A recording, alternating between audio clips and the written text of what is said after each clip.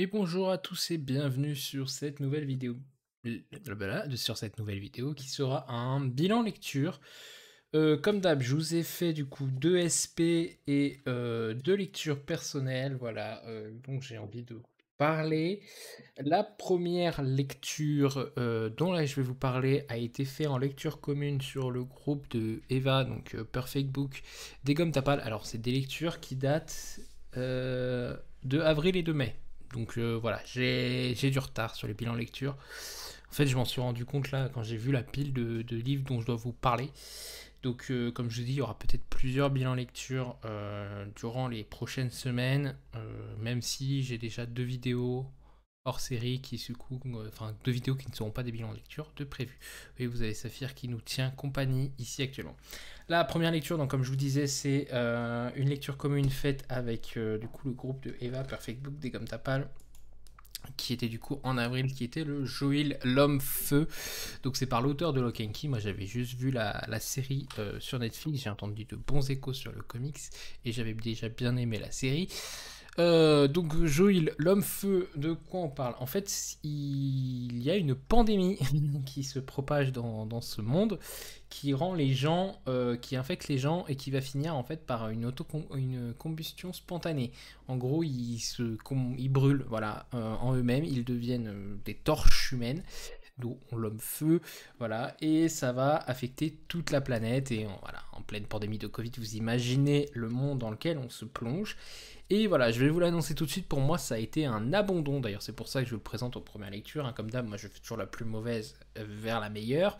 Voilà, L'Homme-Feu a été un abandon parce que j'ai lu les 300 premières pages, c'est un bouquin qui fait 1000 pages quand même, hein, donc j'en ai lu un tiers, peu moins d'un tiers.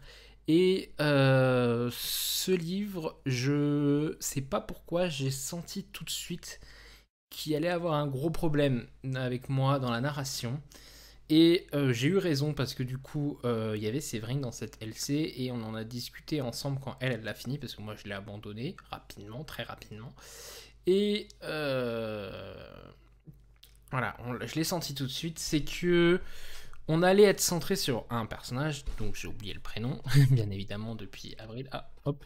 Depuis avril, j'ai oublié le prénom, mais ce personnage féminin, au début, elle va être elle va être sur le front, elle va être l'un des premiers personnages actifs, parce qu'elle va travailler dans un hôpital où elle va aider des gens qui sont atteints de cette maladie, elle va être dans ce service-là. Et en fait, elle va être en couple avec un homme qui, lui, est pas trop pour cette idée. Donc, en fait, l'hôpital va finir par fermer. Dans mes souvenirs, ça va être la pandémie générale. Donc, chacun se retrouve chez eux. Et cet homme est assez, comment dire, égoïste. C'est un narcissique, voilà. Il est pervers. Alors, on peut mettre pervers narcissique, sinon, bah non, de vibration littéraire, va me zigouiller. Mais c'est un pervers qui a un certain. De toute façon, quand il est pervers, il est narcissique. C'est pour ça qu'on peut pas dire un pervers narcissique. Mais voilà, il est narcissique. Voilà, il pense qu'à lui. Tout est bien tant que ça lui fait du bien à lui. Et voilà, ils vont vivre leur amour tous les deux enfermés dans la maison jusqu'au jour où elle va avoir les premiers signes de la maladie qui vont se matérialiser en fait par des cicatrices, voilà, par l'apparition d'écailles en fait. Ça fait comme des cicatrices, mais la peau devient écailleuse. Et elle va avoir les premiers signes, donc ils vont devoir se séparer. Lui il prend carrément la fuite, hein, il l'abandonne. Surtout qu'il apprend qu'elle est enceinte et que du coup on ne sait pas si l'enfant peut être atteint, etc. par cette maladie. Donc ça c'est la première partie que j'ai adorée, que j'ai dévorée.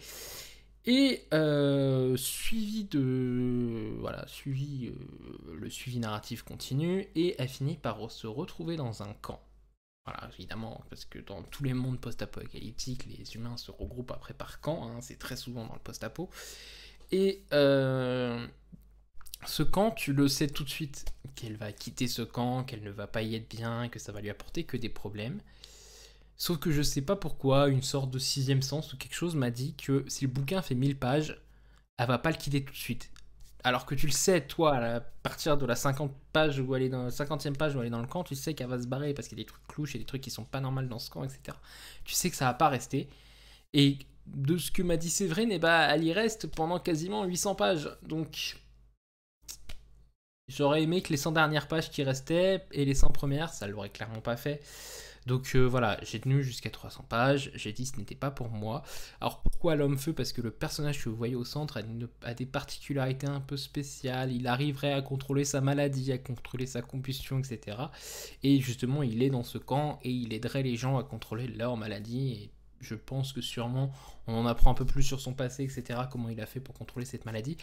En tout cas, voilà, moi, quand je sens, même si je suis en LC, ça s'en avait choqué certains, mais en LC maintenant, je vais vous le dire, si je le sens pas, moi je ne continue pas, ça sert à rien de se forcer. Et ce livre, voilà, je l'ai senti et j'ai eu raison, parce que du coup, quand j'en ai parlé avec Séverine, qui elle l'a fini, voilà, on est tombé sur le même avis. Elle reste 800 pages dans ce putain de camp, alors qu'on sait très bien qu'elle va le quitter, ce putain de camp, quoi. Voilà, donc c'est un.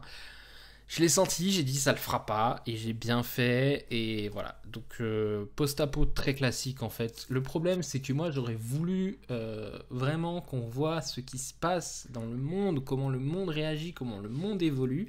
Et en fait moi les post-apo comme ça, et ça revient à la même chose avec Walking Dead, hein. Walking Dead je n'ai pas accroché parce qu'au bout d'un moment, on reste avec un petit groupe de personnes, et on sait très bien que l'humain est la pire chose au monde, qu'ils vont forcément s'entretuer, qu'ils vont forcément, voilà, que l'humain est égoïste, etc. Ça nous sert à rien de nous faire ça, un post-apo sur ça. On l'a bien vu comment le monde réagit, on est tous égoïstes aujourd'hui, etc. Et l'homme-feu, bah c'est ça, et bon, alors c'est sûr, hein, est-ce que vu quand est-ce qu'il est sorti, est-ce qu'il a pas prévu, etc. Bref, voilà, vous comprendriez, vous comprenez bien où je veux en venir, mais pour moi, ça l'a pas du tout fait. Et ça a été un abandon, très clairement. De toute façon, je me suis excusé auprès d'Eva, et puis Eva sera pareil, hein. Si dans une LC le livre ne lui plaît pas, elle va pas se forcer à aller jusqu'au bout. Moi, de toute façon, j'ai toujours été clair, hein, dans mes lectures. Je me suis assez souvent forcé et ça n'a jamais été bon. Voilà, le nombre de livres où quand tu sens que ça va pas le faire et qu'à la fin ça le fait est minime comparé au nombre de livres quand tu le sens que ça va pas le faire, ça ne le fait pas. Donc je m'écoute, voilà, je sais que Joël, l'homme-feu, voilà, ne l'aurait pas fait et j'ai eu raison de m'arrêter. Ensuite, on va parler d'un SP et qui est encore un abandon pour moi, c'est Les Royaumes démoniaques de Christopher Everard. Donc c'est un auto-édité, j'avais été approché par l'auteur en mars, quand il y a eu les booktubers fêtent le printemps. Voilà, il m'avait approché, il m'avait demandé si je voulais découvrir son livre.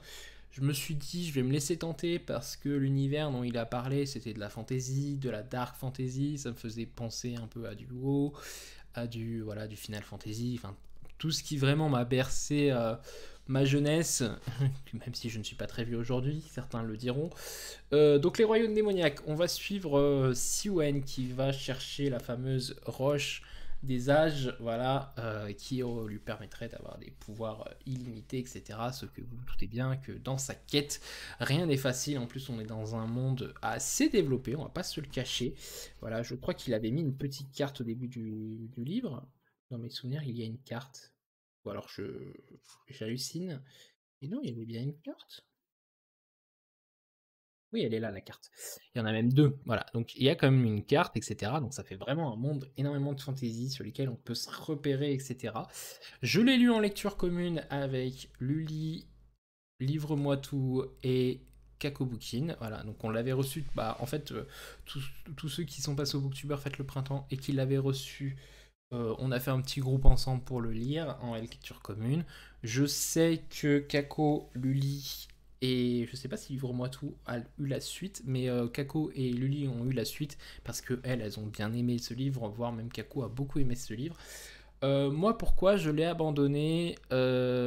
Alors, au niveau du travail éditorial, hein, en tant qu'auto-édité, franchement, il a rien à se reprocher. Il a fait un très bon travail, son texte est très correct, a été très corrigé. Voilà, son texte est corrigé, il n'y a pas de souci, c'est lisible, c'est écrit assez gros. Voilà, moi là où ça l'a pas fait, on en a discuté avec Luli justement, et aussi j'en avais discuté avec Kako, etc. C'est que je trouve, alors ça peut être un reproche qu'on peut faire à un auto-édité, hein, parce que je pense qu'en maison d'édition, on lui aurait dit, mais je trouve certains dialogues n'étaient pas crédibles, certains dialogues étaient là pour mettre enfin pour exposer des choses que peut-être le système de narration, enfin que le narrateur a pu nous mettre en narration.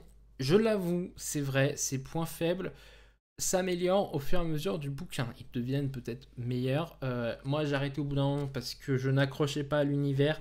Je n'arrivais pas à m'identifier au personnage. J'ai trouvé quand même beaucoup de clichés de fantasy. Siwen, de dark fantasy. Siwen, qui est évidemment un personnage hyper puissant, etc. Il est pas forcément, alors hyper puissant, mais pas forcément neuneux, mais il est vraiment très puissant. Voilà, il a une magie que seul lui peut utiliser. Donc voilà, j'ai vraiment. Il a un destin hors norme. Voilà. Pour moi, c'est un schéma narratif classique que j'ai déjà vu plein de fois et ça n'a pas marché. Et je donne souvent l'exemple d'un dialogue qui, moi, m'a marqué, hein, qui fait que pour moi, enfin, ça a un peu bloqué. C'est que, par exemple, à un moment, il va y avoir un objet en forme de jarre. Et vous allez avoir un personnage qui accompagne Siwen dans sa quête qui va dire regarde cet objet en forme de jarre. Siwen va lui répondre ah oui, cet objet en forme de jarre. Et vous allez avoir en plus l'autre personnage qui dit oui, tout à fait, cet objet en forme de jarre. On a compris que l'objet est en forme de jarre. Tu peux dire oui, tout à fait, sans dire que c'est l'objet en forme de jarre, etc. Donc moi, ça m'a gêné, voilà. Quand j'en avais parlé justement dans la LC, Lully l'avait relevé aussi ce passage. Livre-moi tout ne l'avait pas vu et Kako l'a lu mais sans s'en rendre compte aussi. Donc voilà, et après je sais que Kako a pas lu beaucoup de fantasy, etc. Mais c'est quelque chose moi qui m'a gêné.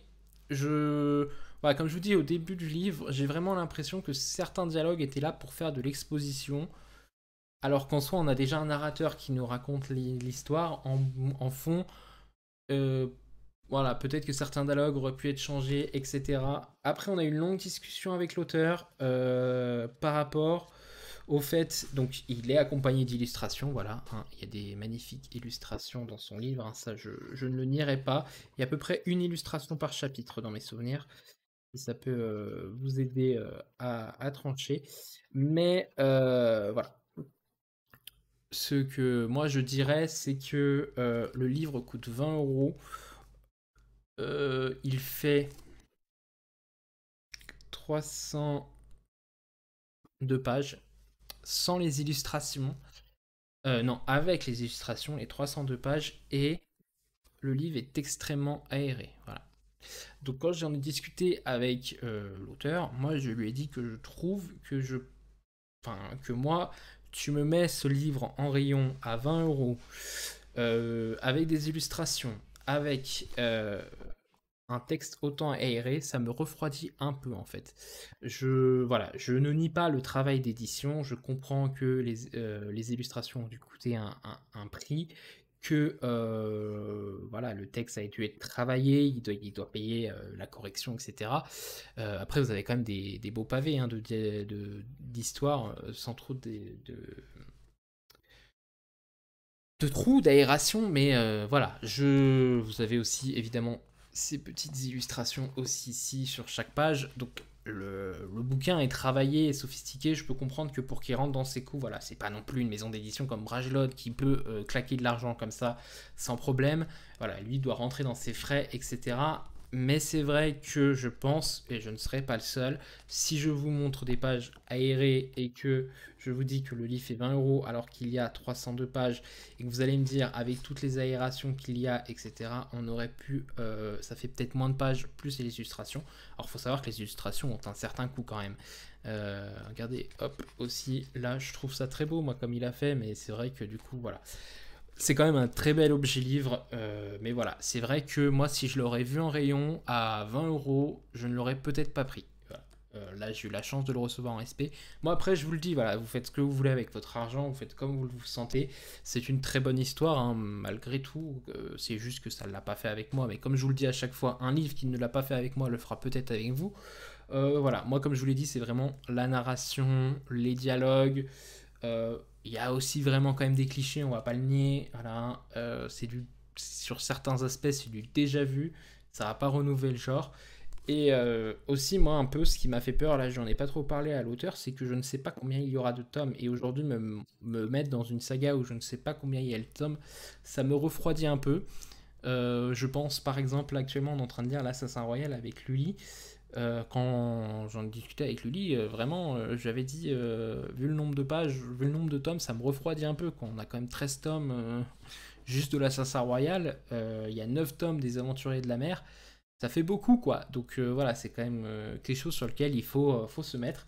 Je sais qu'il y a le quatrième tome qui va sortir, le tome 2 et le tome 3 sont disponibles. Voilà, moi je vais pas aller lui demander les deux autres tomes, j'ai abandonné ce tome 1. Alors évidemment, un livre abandonné ne veut pas dire qu'un jour je ne le relirai pas. Peut-être que ça a été au moment où je l'ai lu.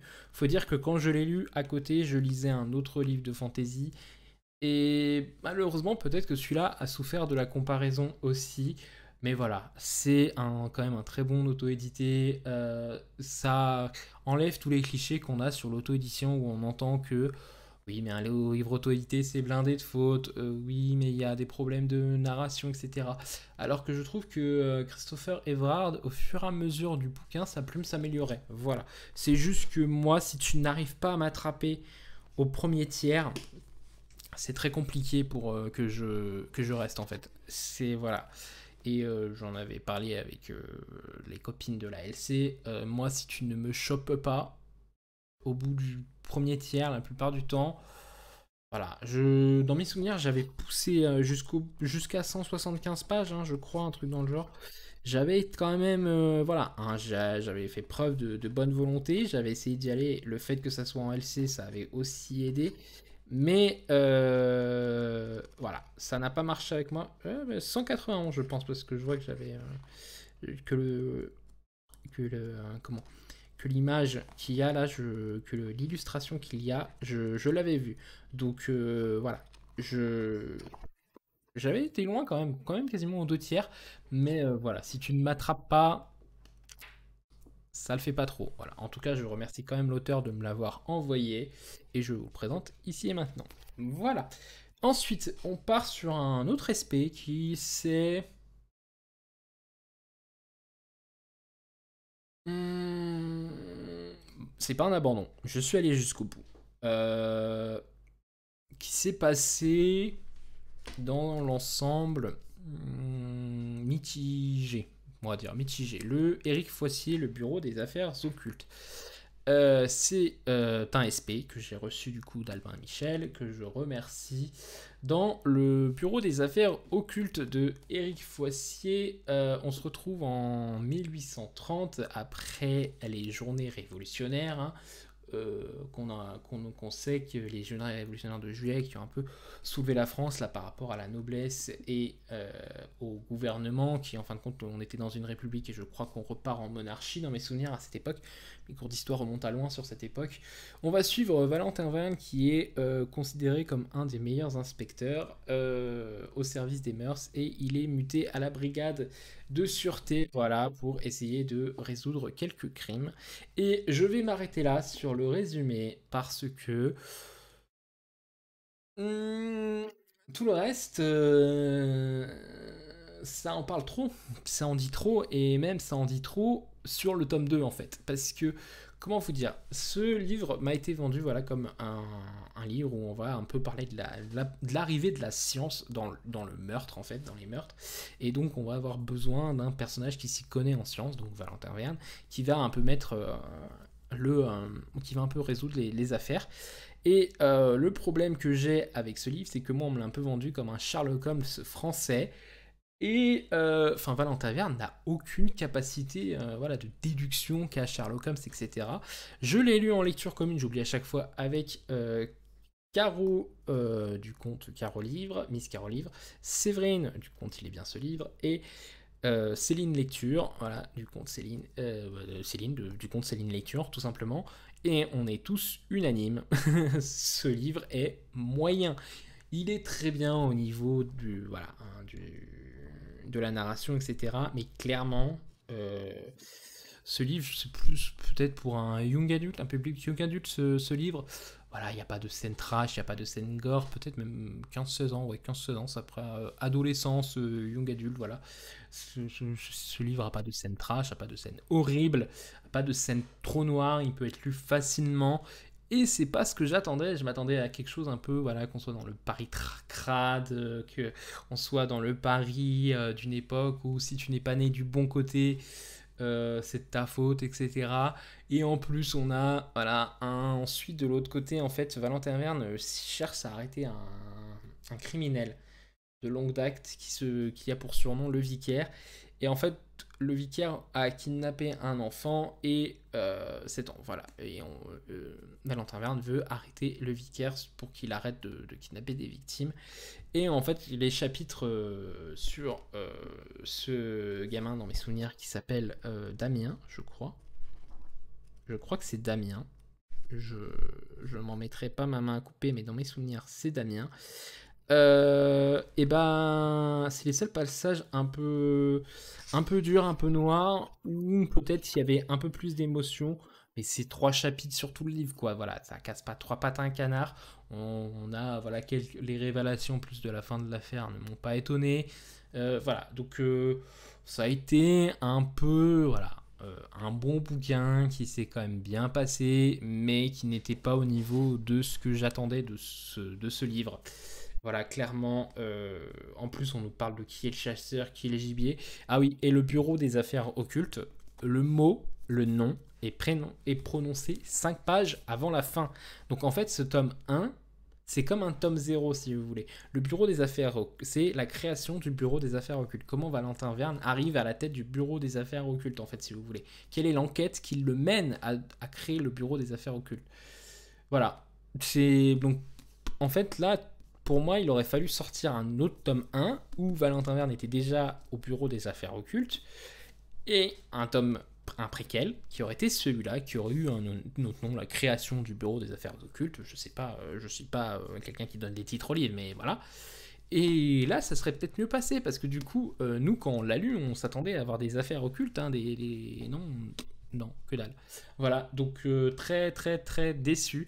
Je crois que je vous ai même pas dit sur quoi il enquêtait, Valentin Verne. Il va enquêter sur le suicide un peu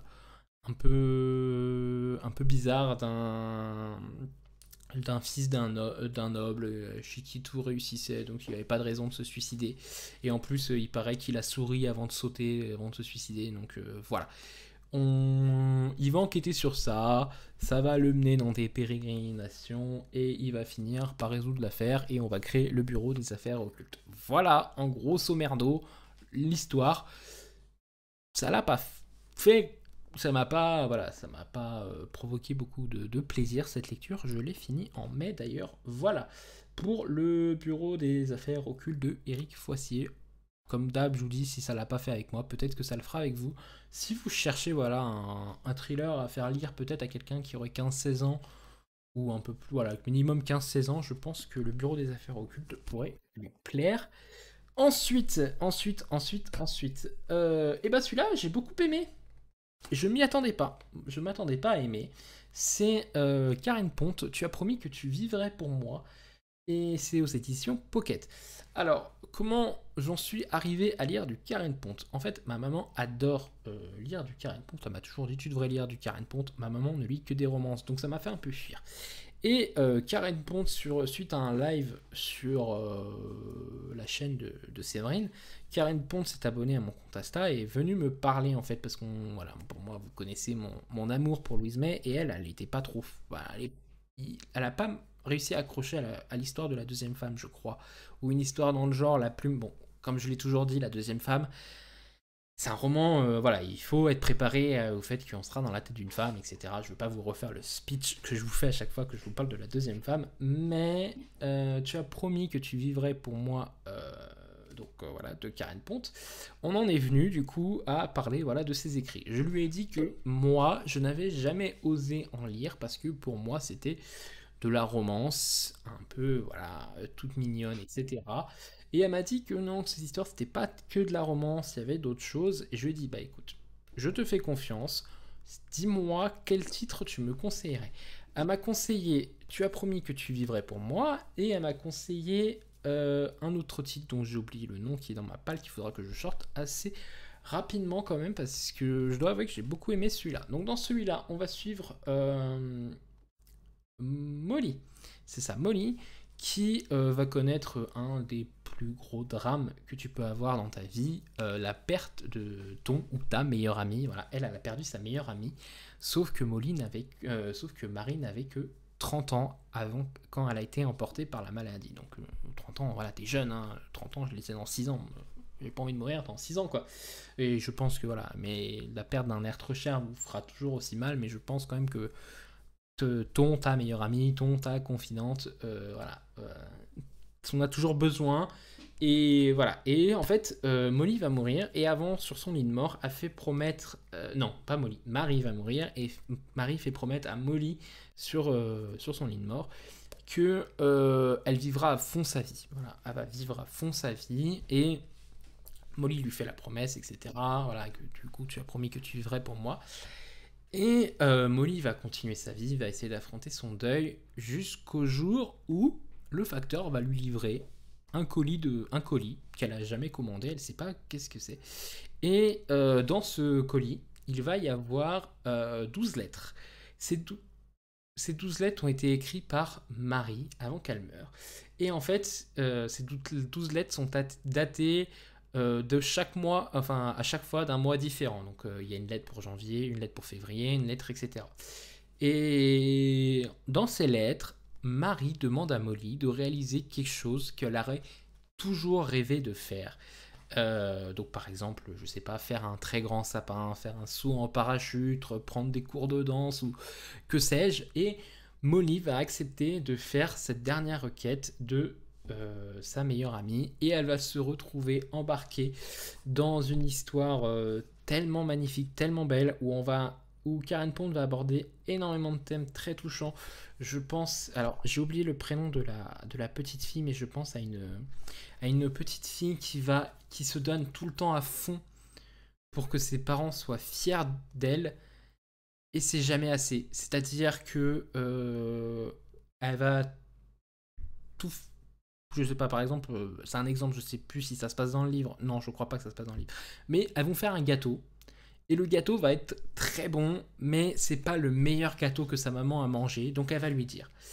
Et donc cette petite fille, voilà, va devoir subir cette pression au quotidien d'avoir une mère énormément exigeante pour elle, voilà, qui veut toujours que sa fille soit la meilleure, etc. Il n'y a pas de place pour le deuxième, quoi. C'est le premier qu'on veut, c'est pas le deuxième.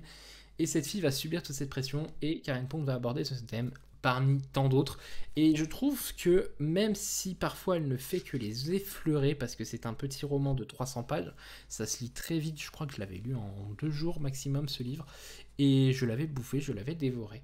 Et je remercie évidemment Karen de me l'avoir conseillé, donc voilà, je vous conseille de le lire. C'est un petit bonbon, voilà, que vous pouvez lire en été, en hiver, ou quoi que vous voulez, voilà, ou quand vous voulez, ça passe. Moi, je peux vous le dire, j'ai adoré ce livre. Il m'a mis une claque. Je dois l'avouer, une petite claque, hein, c'est pas non plus le livre qui a changé ma vie, mais c'est-à-dire que j'étais parti avec beaucoup de préjugés, avec peu d'attentes, et bah ferme ta gueule Dorian, assume, voilà, comme quoi, des fois, bah sortir des sentiers battus, ça fait du bien, et j'ai beaucoup aimé, et donc j'ai hâte de lire l'autre titre que tu m'as conseillé, Karen, je ne me souviens plus c'est lequel, mais je t'avoue, je te promets que je le sortirai très rapidement. Je l'ai vu encore en plus ce week-end parce que j'ai continué à ranger ma bibliothèque. Allez, pour pas mourir bête, je vais le chercher dans ta bibliographie. D'ici là, porte-toi bien. Voilà, c'est celui-là que j'ai en plus dans ma palle, qu'il faudra que je découvre. Et j'ai hâte aussi de découvrir le petit dernier, et ton cœur qui bat, qui elle aussi pense que ça me plaira. Voilà. Et bah écoutez, 4 lectures, voilà, comme vous le savez, 4 lectures quand même assez mitigées. Enfin là j'en ai que 3, mais si je me mets comme ça et que je fais ça, vous avez mes 4 lectures. Voilà, mes 4 lectures. Bon, toujours un bilan un peu mitigé. Ça s'est amélioré quand même. À partir de juin, les lectures se sont améliorées. Mais c'est vrai que mars, avril, mai, les lectures étaient pas ouf. Elles étaient bonnes, mais pas ouf. Bon, quand même, en mars, j'ai lu La Deuxième Femme. C'est peut-être un des livres qui a sauvé qui a sauvé un peu le mois de mars. Mais c'est vrai qu'en avril, bah, je crois que la meilleure lecture que j'ai fait en avril, c'est le Karen Ponte. Et en mai, oui, en mai, il commence à y avoir des bonnes lectures quand même. Et puis en juin, ça va mieux. Il n'y a pas d'abandon en juin dans mes souvenirs. Et voilà. Sur ce, en mai, il y a eu un roman mis en pause. Il est en pause, mais c'est pas un abandon. De toute façon, je vous le chroniquerai pas. Tant que je l'aurai pas fini, mais il est en pause. Voilà. Sur ce, bah écoutez, on est à 30 minutes de vidéo. Je vous souhaite à tous un très bonne fin de semaine, un très bon week-end. Je sais pas quand est-ce que vous aurez cette vidéo. Normalement, vous l'aurez cette semaine. Je la tourne, on est mercredi. Oui, il fait chaud, je meurs de chaud. Voilà. Sur ce, bah écoutez, bonne journée à vous. À la prochaine. Bye tout le monde.